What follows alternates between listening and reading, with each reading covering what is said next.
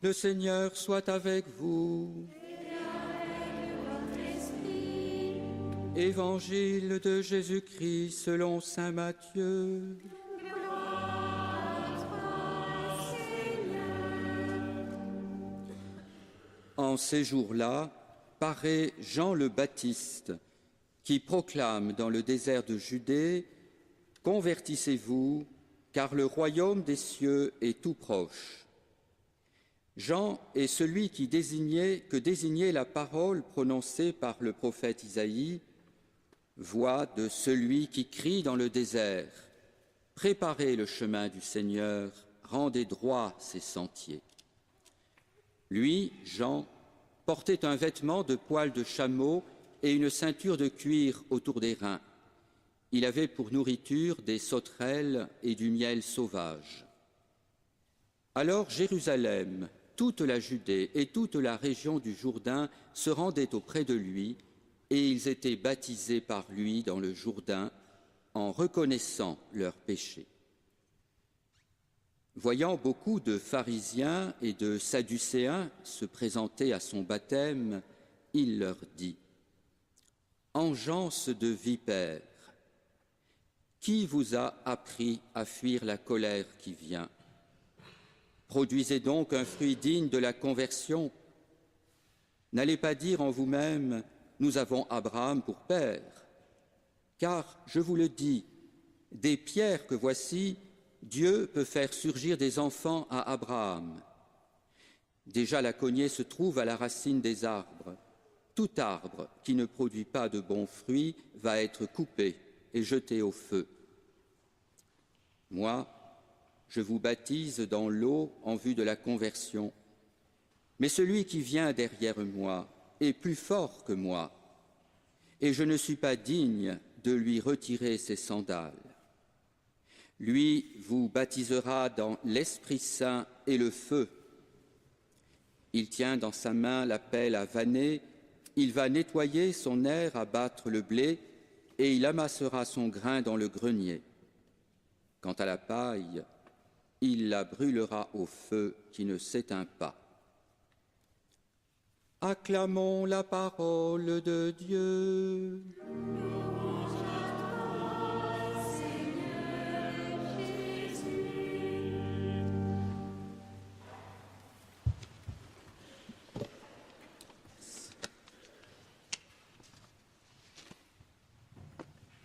Les trois grandes figures bibliques traditionnelles du temps de l'Avent sont le prophète Isaïe, Jean-Baptiste, autre prophète, et la Vierge Marie. Dans les lectures de ce deuxième dimanche de l'Avent, nous trouvons les deux premières figures. Quant à la Vierge Marie, nous le verrons, elle a bien des rapports avec ces lectures. Voyons le texte du prophète Isaïe. Il comprend deux parties. La première annonce la venue d'un nouveau roi. En ce jour-là, un rameau sortira de la souche de Jessé, père de David, un rejeton de ses racines. De ce roi à venir, le Messie, il est dit que sur lui reposera l'Esprit avec 6 attributs. Sur lui reposera l'Esprit du Seigneur, esprit de sagesse et de discernement, esprit de conseil et de force, esprit de connaissance et de crainte du Seigneur, qui lui inspirera la crainte du Seigneur. À ces 6 attributs, les versions grecques et latines de la Bible ont ajouté un 7e, celui de la piété, d'où la liste des 7 dons du Saint-Esprit de la théologie catholique, ce qui est enseigné en particulier dans la préparation au sacrement de la confirmation. Ces attributs correspondent à ceux de la sagesse personnifiée que l'on trouve dans le livre des Proverbes au chapitre 8. Attributs qui rendent possible l'exercice de la royauté et notamment de la justice royale. La justice relève du roi. Elle est un don de Dieu, car elle suppose un discernement qui va au-delà des apparences. Il ne jugera pas sur l'apparence. Il ne se prononcera pas sur des rumeurs. Et cette justice doit s'exercer d'abord au bénéfice des pauvres. Il jugera les petits avec justice. Avec droiture, il se prononcera en faveur des humbles du pays.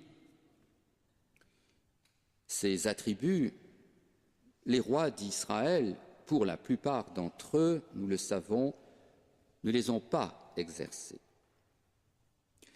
Aujourd'hui, ces attributs de sagesse peuvent nous faire rêver. On souhaiterait les voir chez nos hommes politiques, nos hommes d'État. Rappelons aujourd'hui qu'il est nécessaire de prier pour notre pays, pour ceux qui exercent le pouvoir, ceux qui se préparent à l'exercer. La deuxième partie du texte d'Isaïe est comme une description du paradis retrouvé. Le loup habitera avec l'agneau, le léopard se couchera près du chevreau, le nourrisson s'amusera sur le nid du cobra, sur le trou de la vipère, l'enfant étendra la main. La paix entre les bêtes et la paix entre les bêtes et les hommes, particulièrement la fin de l'inimitié fondamentale entre l'homme et le serpent. Tout cela se rattache, comme la justice, à l'avènement du roi de l'avenir. Le mal et la corruption disparaîtront avec la pleine connaissance du Seigneur. Connaissance du Seigneur, présence du Seigneur, dit le texte en faveur de Jérusalem, ma montagne sainte, mais aussi en faveur des peuples et des nations qui seront attirés par ce roi de l'avenir. Avec l'Évangile, nous quittons l'ancienne alliance pour rencontrer ce personnage singulier de l'histoire sainte, le prophète Jean-Baptiste, le précurseur du Messie, le Messie, roi annoncé par Isaïe. L'Évangile nous dit que Jean le Baptiste est celui que le prophète Isaïe annonçait par ces mots « Voix de celui qui crie dans le désert », c'est donc lui, Jean-Baptiste, la voix de celui qui crie dans le désert, et qui dit « Préparez le chemin du Seigneur, rendez droit ses sentiers ». Il y a là comme un passage de relais entre le prophète de l'Ancienne Alliance et le précurseur du Messie. Jean-Baptiste parle « On ne peut plus clairement ». Convertissez-vous, car le royaume des cieux est tout proche. Sa prédication est d'abord un appel à la conversion. Elle s'accompagne d'un baptême de purification, un baptême d'eau, rituel connu et pratiqué dans le judaïsme du 1er siècle.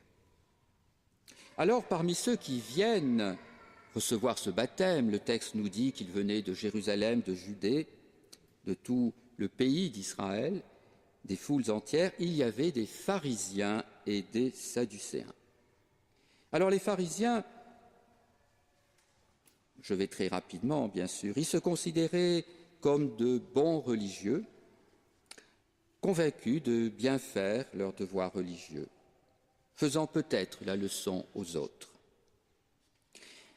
Quant aux Sadducéens, eh bien, ils représentaient les prêtres du temple, c'étaient les familles des prêtres du temple, ils constituaient une aristocratie au-dessus du peuple. En les reconnaissant, ces pharisiens et ces Sadducéens, Jean s'adresse à eux avec véhémence, les prenant à partie.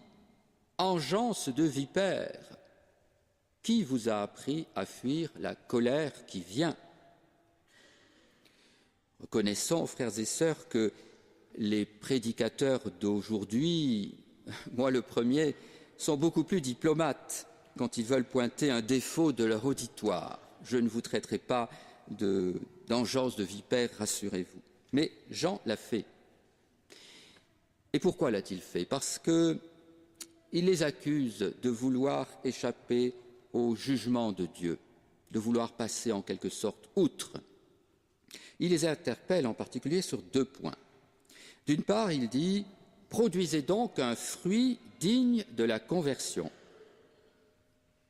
Apparemment, pharisiens et sadducéens ne produisaient pas ce fruit. D'autre part, il leur demande de ne pas se protéger derrière leur, disons, généalogie, quand il disait « Nous avons Abraham pour père ». En fait, il les interroge sur la vérité de leur conversion. Où sont les fruits de cette conversion? Et puis il leur dit « Mais vous n'avez pas à vous protéger derrière votre tradition religieuse, nous sommes les enfants d'Abraham, car vous êtes responsables, vous, de ce que vous faites, vous êtes responsables de votre propre vie. Ce n'est pas parce que vous dites que vous êtes fils d'Abraham que tout va bien. »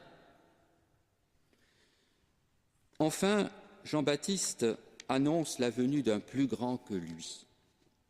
« Celui qui vient derrière moi est plus fort que moi, et je ne suis pas digne de lui retirer ses sandales. » Celui-ci baptisera dans l'Esprit Saint et le feu, et il jugera les hommes, opérant un tri entre le blé et la paille. Nous comprenons ces images. La Vierge Marie que nous vénérons et prions dans le mystère de l'Immaculée Conception au cours de cette neuvaine a un rapport avec les textes que je viens de parcourir rapidement.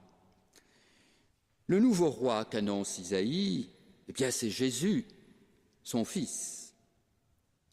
Marie, fille d'Israël, fait partie de ce peuple que le Dieu de l'Alliance a préparé pendant des siècles.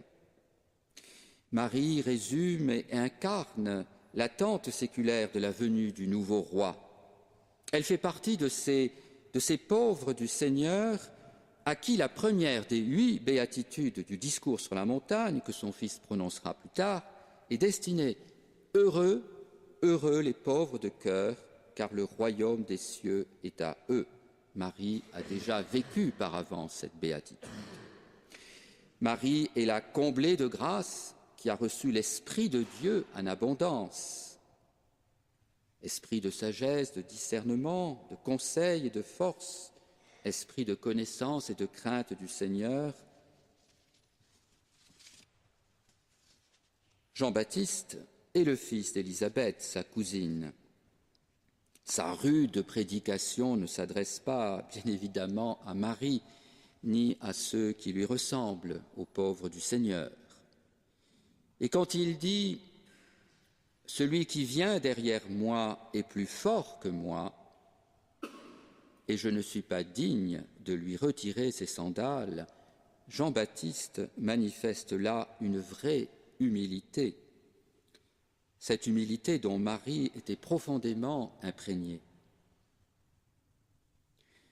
Frères et sœurs, prions Marie et avec Marie, la Vierge Immaculée, pour que nous ayons le désir de devenir au long de cet Avent des pauvres du Seigneur, vivant dans l'humilité, la prière et l'attente de la venue du Sauveur. Une venue dans notre vie personnelle et dans l'Église, venue du nouveau roi qui baptisera dans l'esprit et le feu, celui que nous fêterons à Noël dans le mystère de sa nativité. Amen.